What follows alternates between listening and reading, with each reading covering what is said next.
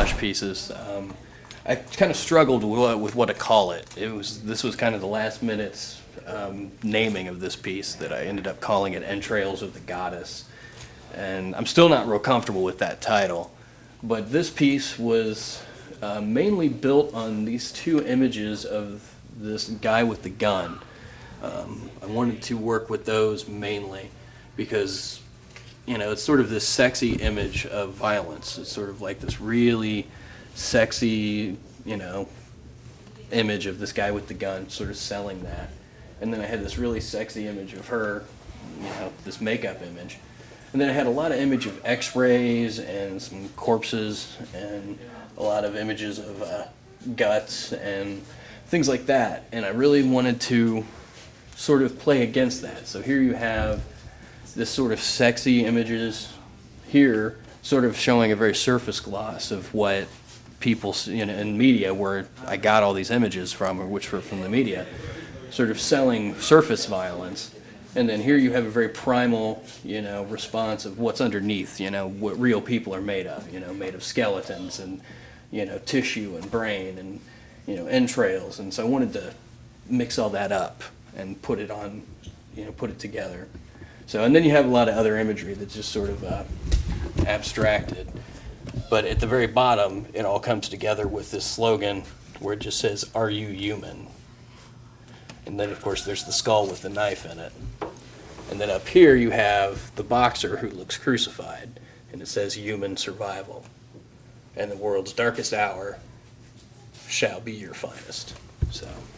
Okay, my name is Charles Cooper. I'm here at the Art Gallery, Precinct 13, looking at some of Andy Copp's work. I didn't know the young man was so talented. He's very, very deep in his spirit. He is showing some art here that he's done. I'm a former artist myself, and they're quite striking. I'm beginning to wonder how deep this young man is, but he's very talented. I've seen some of his work before, but he's very good, and I'm really impressed. So, goodbye, everybody. See you next time. This is my biggest piece that I have at the show. Biggest piece I've ever done, actually. It's got a little bit of a history to it. It's sort of a cult history, if you will. The Moonchild, if you look into any sort of that sort of occult history, is the idea that the Moonchild would be born to destroy the world, okay, if you believe in that stuff. So that's what I painted here, would be that this is the Moonchild right here. And that's what's happened. The world is in tatters and flames and being destroyed.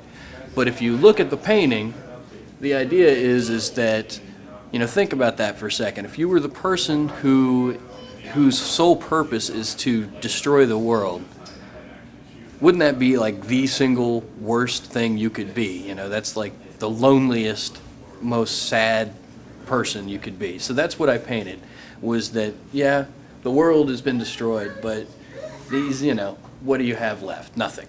You know, you are the single loneliest, most alone person in the world.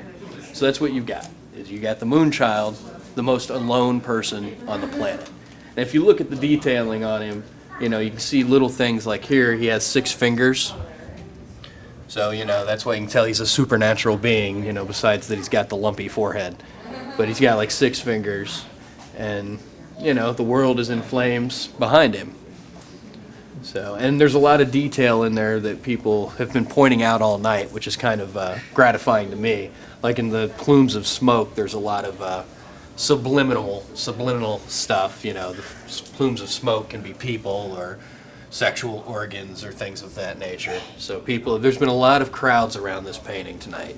I'm wondering what exactly is going on. So it's my ode to loneliness at the end of the world. And I noticed that what material is it? Is it the material that you used on it? The painting itself is acrylic. It's just it's an acrylic painting with a lot of layers of Mod Podge to give it that sort of silky, smoky look. But I painted it. It's actually painted on a piece of vinyl. This was actually a set piece from the studio I work at that was getting thrown away. And so I rescued it and used it as a painting. Yeah, Andy's art is I don't know if you've ever seen any of his movies, but it's kind of in the same vein. I mean, he really tries to explore violence and sex all in one big envelope. And a lot of this is on display here that you can see. He's really got a unique vision on what he thinks about sex and violence. And especially in the media, especially some of the mixed collages that have media images, and he's kind of put these things together to kind of showcase some of the violent elements, like in your just normal media, like even in print magazines and things of that nature. So it's pretty entertaining in some respects, interesting overall. So, yeah. What do you think, Sean? Some of it's gross, and some of it gives me adult thoughts. Okay. That's all. It's okay. But all in all, I like. I don't have a smart answer. Okay. So how does it relate to some of the movies that you've seen? It's all about in the same vein. You know, sexy, gross, disturbing, sexy, gross. Some more. You know, it works out. It's pretty along the same lines. I like it, but I'm not weird like he is. He needs help. The painting here, Spider in My Balls, is based on a dream I had, as a lot of the other paintings have been. I had this dream, this is like almost 10 years ago, probably about 2001. I had a dream that there was a spider living in my scrotum, and that it was attached to one of my testes and was draining life out of it. And so I went to the doctor, and the doctor didn't believe me. The doctor thought I was crazy. So I had to go to a gypsy to get it out, because the gypsy believed me. And so the gypsy did a little gypsy surgery. I guess the gypsies do that, I don't know. So they did a little tiny cut, and they put tweezers in there, and they pulled the spider out. But there's like little tubular things inside of a testy, that's what it's made of. And the spider refused to let go. So when the spider came out loose of that, it pulled that out like a piece of like spaghetti, and it just kept pulling and pulling and pulling. So we had to finally cut that loose. But we got the spider out, and I was okay. So the gypsy helped save me. So that's my story about Spider in My Balls. So that's the painting of it. Pieces that there's a exotic and at the same time a touch of violence. How it has the mixture of exotic eroticism and violence. How would you? Oh, it's definitely, I'm certainly attracted to both of those themes, without a doubt.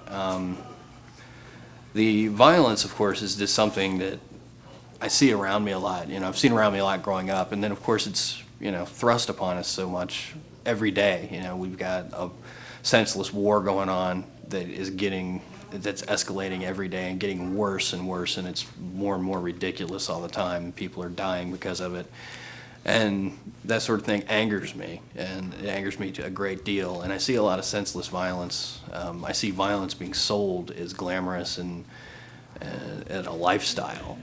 I see that in the media, and it angers me. And so I think in a lot of ways I see this sort of glamour and violence coming together for me, and I try to juxtapose them a lot.